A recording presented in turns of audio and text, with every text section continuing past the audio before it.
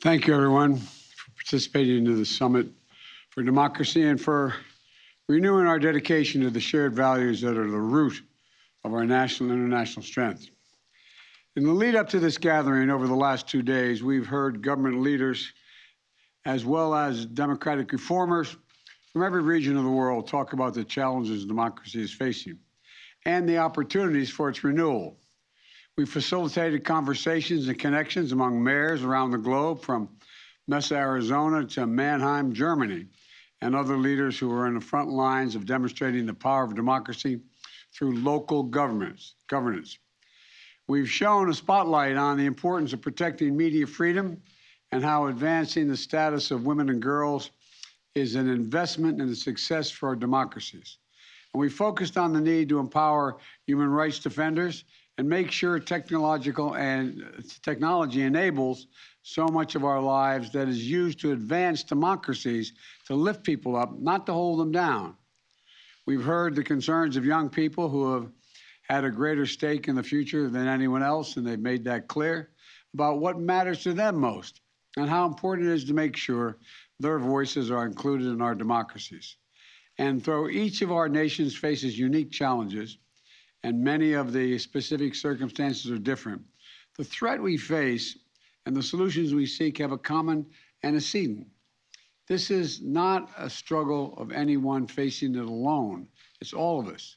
And the commitments we've made to ourselves, to our own people, to one another, will not only strengthen our own democracies by pushing back against autocracies fighting corruption and promoting human rights for all people. This is going to help seed fertile ground for democracy to bloom around the world. And I'm so encouraged by the energy and the enthusiasm we've seen to rally people around the world in support of our shared democratic values. As just one example, in advance of the summit, the presidents of Panama, Costa Rica, and the Dominican Republic formed, quote, an alliance to strengthen democratic institutions and to, quote, to cooperate on transparency, human rights, economic development, and strengthening democracy throughout the region. This is a sort of inspiring commitment and partnerships that I hope we'll see more of as we undertake this issue in the next year of action. And I hope that each of our countries are going to measure the results of our efforts so that we can report back on our progress at a second Summit for Democracy next year, when I hope to welcome each of you in person. For our part, as I said yesterday, the United States is committed to strengthening our democracy at home and to working with parties around the world, around the globe, to prove that democracies can deliver for people on issues that matter most to them. Here at home, that means working to make real the full promise of America, including by enacting both the Freedom to Vote Act and the John Lewis Voting Rights Advancement Act. Because what's true around the world is also true in the United States. The sacred right to vote freely, the right to have your vote counted, is the threshold liberty for democracy, for every democracy. With it, anything's possible. Without it, virtually nothing's possible. So we have to come together and get it done, and we will. The United States is also going to continue efforts to beat the pandemic, working with the World Health Organization, COVAX, and other partners to save lives, vaccinate the world against COVID-19, and advance health security for everyone. We're leveraging our democratic partnerships like the G7 and the Quad to amplify our shared capacity to produce and deliver vaccines and to help get shots in arms for everyone, everywhere. We're taking on the climate crisis with a seriousness and urgency, responding to with moral clarity we're seeing coming from young people around the world. And we're affirming the democratic values that are at the heart of our international system and which have been the foundational elements for decades of global growth and prosperity.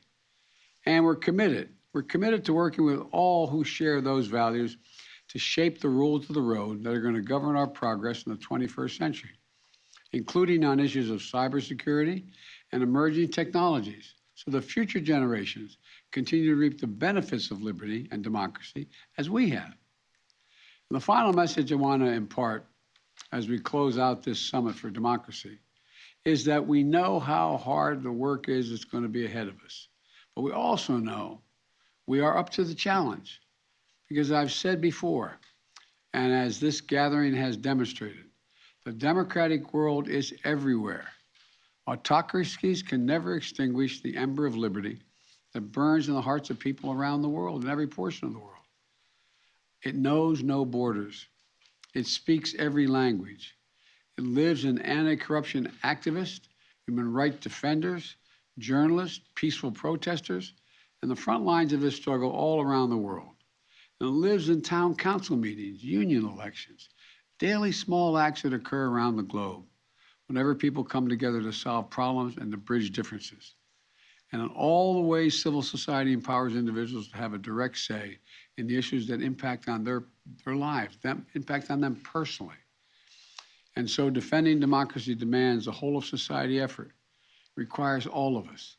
The leaders of governments, we have a responsibility to listen to our citizens, to strengthen the guardrails of democracy, and to drive reforms that are going to make transparent, accountable governance more resilient against the buffering and the buffeting forces of autocracy and those who want in a naked pursuit of power ahead of the public good.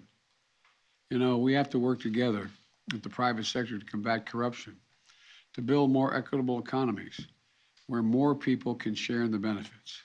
We have to empower our citizens to hold all of us accountable, the highest ideals, and to make sure our actions align with our words.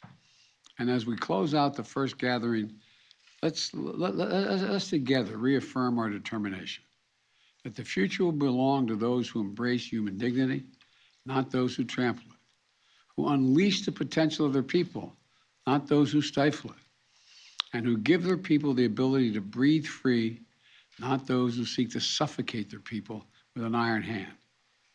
You know, as the great Irish poet Seamus Heaney once wrote, once in a lifetime, a longed-for tidal wave of justice can rise up, and hope and history rhyme.